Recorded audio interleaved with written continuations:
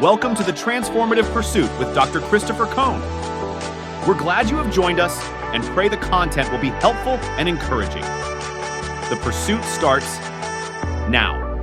Well, hello and welcome to the Transformative Pursuit. This is episode 7, and we're asking the question today, what is good? What is good? Well, that's a key question for every worldview, and so we're going to get into that from several different perspectives. The Transformative Pursuit today is brought to you by Central Bible Fellowship, interactive online Bible studies every Sunday at 9 a.m. Central Time, online at centralbiblefellowship.org. Participate, comment, get your questions answered in real time. Join in on the chat, the interactive online Bible study at centralbiblefellowship.org every Sunday at 9 a.m. Central Standard Time. Well, today we're exploring the question of what is good. And we're going to do this first through the lens of Plato's Euthyphro. Now, this is a dialogue between Socrates and Euthyphro. We're going to look at Richard Dawkins a little bit too. And then, of course, we're going to focus on a scriptural perspective addressing this question. Now, you might hear some crazy noise in the background. Well, there is construction going on just outside our studio. And so every now and then, it's pretty major construction, and it sounds a bit like an earthquake. So if you hear some crazy noises in the background, it's probably not on your end, it's probably on ours, so I apologize for it, but hopefully it's not too distracting as we explore the question, what is good? Well, every worldview has to address this question. Every worldview, in fact, has to address 4 questions at least.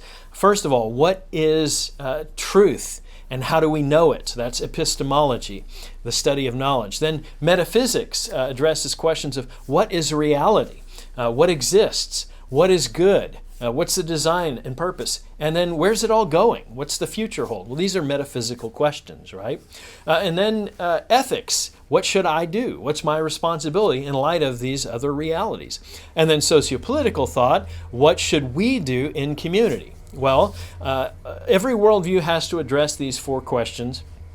And the second major metaphysical question, a question in metaphysics, is axiology. Axiology is the study of value. Well, the core of the question, what is value, is the question, what is good?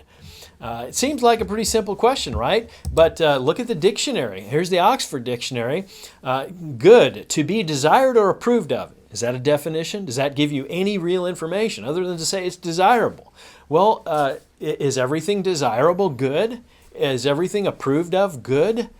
That seems pretty nebulous and certainly subjective. How about a second definition? Having the qualities required for a particular role. Well, that would be an instrumental good, right? The good for something. A chair is good for sitting in, for example. But that doesn't tell us what good is. Well, how about this? That which is morally right or righteous. Well, what is moral? Isn't that another way of saying good? Isn't that synonymous with good? How about right? That's also synonymous with good. And then righteousness. Well, that's the quality of being right. Again, we've got no definition, we've got no information about what good really is, so we haven't answered the question yet. How about benefit or advantage to someone or something? Nope, that's pretty subjective too. How do you know if something is benefiting you? It might be pleasurable in the short term or seem to be of advantage in the short term, but in the long run, maybe it's not. Well, how do you know? How do you know what is advantageous and what is good? Well, this is a challenge, right? And it underscores the discipline of ethics, the study of ethics. Well, in Plato's dialogue between Socrates and Euthyphro, often referred to just as the Euthyphro, we see Euthyphro going to the court to accuse his father of murder. And of course, if he's convicted, that carries the death penalty. So Socrates is challenging Euthyphro about the wisdom and morality, piety of accusing a family member of murder, especially when it would result in the death of that family member. And here's an important question that arises in the dialogue. Socrates asks, is something good because the gods love it? Or do the gods love it because it is good? Well, here's the dilemma. If something is good because the gods love it, then good is subjective, and the gods are making it up as they go along. And especially that's a problem in the Greek pantheon because there's a plurality of gods, and they would disagree with each other. So The other side of this dilemma is, do the gods love it because it is good? Do the gods love it because it is good? In other words, they love it because they have to. It's good, so they have to love it because it is good. In that case, good would be the ultimate objective quality, and the gods would be intermediaries, just expressing goodness. So the gods wouldn't really be the gods. Goodness would be the gods, right? So Euthyphro struggles with this. Euthyphro wrestles and first gives an example, and he says, well, what I'm doing is good. And Socrates clearly points out, no, that's just an example. That's not goodness. There's no definition. And Euthyphro takes these other two positions, and Socrates hits him with the counter that we've talked about here. So neither of these really hold up. Is something good because the gods love it? Is it subjective relative to the gods, or is it something that they have to love because it is good? Well, that's the dilemma raised by the Euthyphro dialogue, and it's a real popular dialogue in philosophy classes and ethics classes because it's a challenging question to ask. Well, Richard Dawkins takes a little different approach. He's working from a Darwinian view of life in his River Out of Eden. And here's what he says there. On page 133, he says, in a universe of blind physical forces and genetic replication, some people are going to get hurt. Other people are going to get lucky, and you won't find any rhyme or reason in it, nor any justice. The universe we observe has precisely the properties we should expect if there is, at bottom, no design, no purpose, no evil, and no good. Nothing but blind, pitiless indifference. And there we go. He says, he concludes by saying, DNA neither knows nor cares, DNA just is, and we dance to its music. So there's no absolute discernible reality except for reality itself. So there's no evil and there's no good in this Darwinian perspective in Dawkins' idea. Well, that's a pretty significant problem. And for any worldview having to address this, within axiology, Socrates and Euthyphro are wrestling with this. What is good? And there's no answer provided. In fact, Euthyphro gets so frustrated, he just storms off without even taking his case to court. Dawkins is telling you there's no real good. We make our own good. And determine what's moral ourselves. In fact, it'll go on to say, morality evolved. Well, when answering the question, why be good, in a Darwinian perspective, that's a very difficult question. There's really no answer, because isn't the Darwinian model survival of the fittest? Isn't that about the strong destroying the weak? Isn't it then the most natural thing for the good to the most natural thing being good for the strong to destroy the weak? So wouldn't murder be the ultimate good in a Darwinian perspective? Isn't morality in a Darwinian perspective a creation to keep nature from functioning naturally? Well, God has a different perspective, of course. We look at Genesis chapter 1. And verses 3 and 4, and then God said, first speech act, first creative act. In recorded history, we see, let there be light, and there was light. So God saw that the light was good. So this is the first time we see the term good. It's the Hebrew word tov, and guess what it means? It just means good, right? Don't you love that? It has a semantic range. It can be good, beneficial, advantageous, those kinds of things. But at the heart, the word just is good. So God saw that the light was good. Notice God as the creator is assigning value. He's the one that has determined what is good and what isn't. So he can make an assessment as he is the creator. See, the creator gets to make the rules. The creator gets to determine what is and what isn't.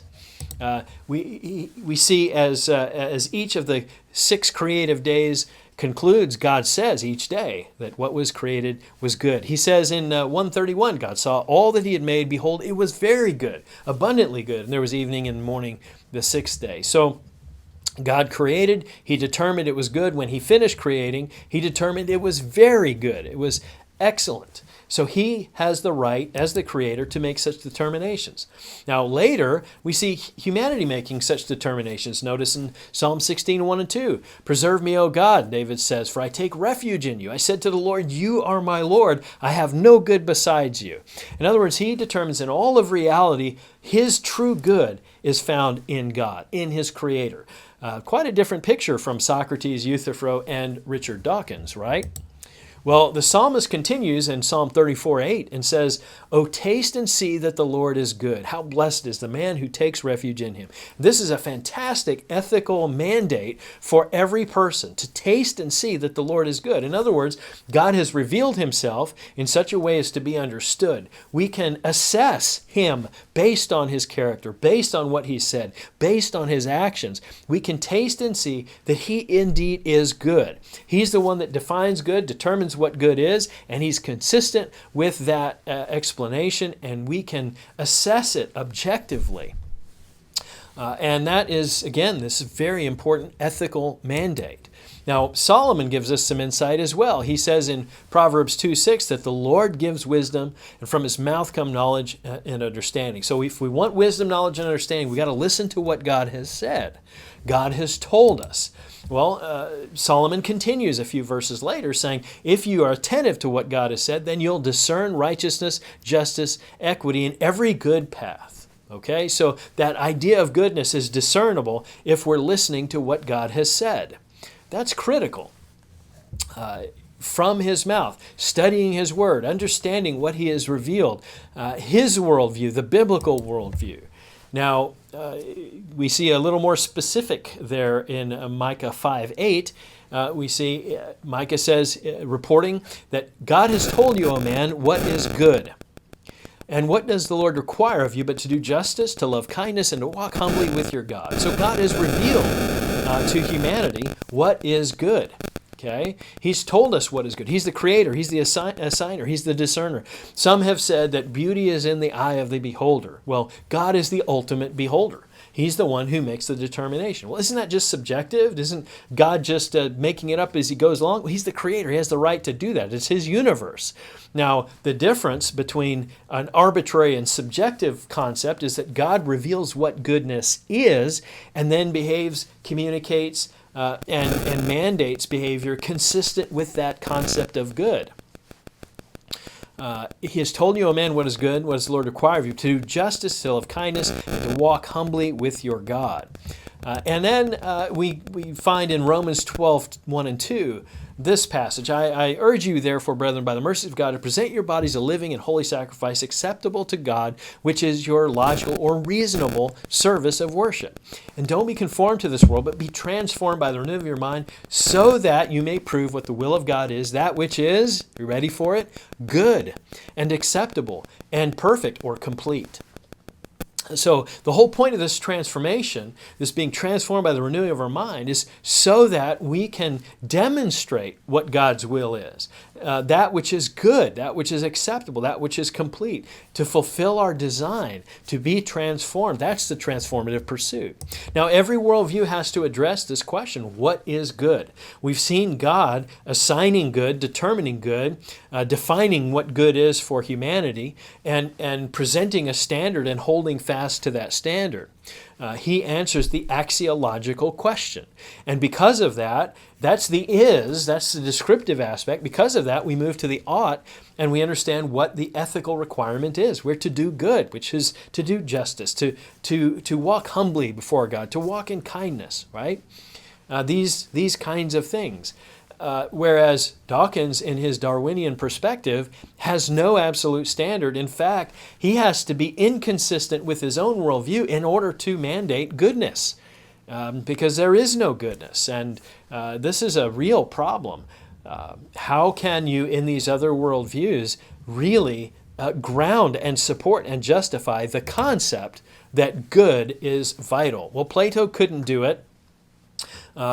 Socrates couldn't do it. Richard Dawkins couldn't do it. Euthyphro was so frustrated he didn't even pursue the issue. But God answers the question, what is good? And as Solomon reminds us, we need to look to his word, to God's word, to discover what is good so that we can have an understanding of what God expects us to do.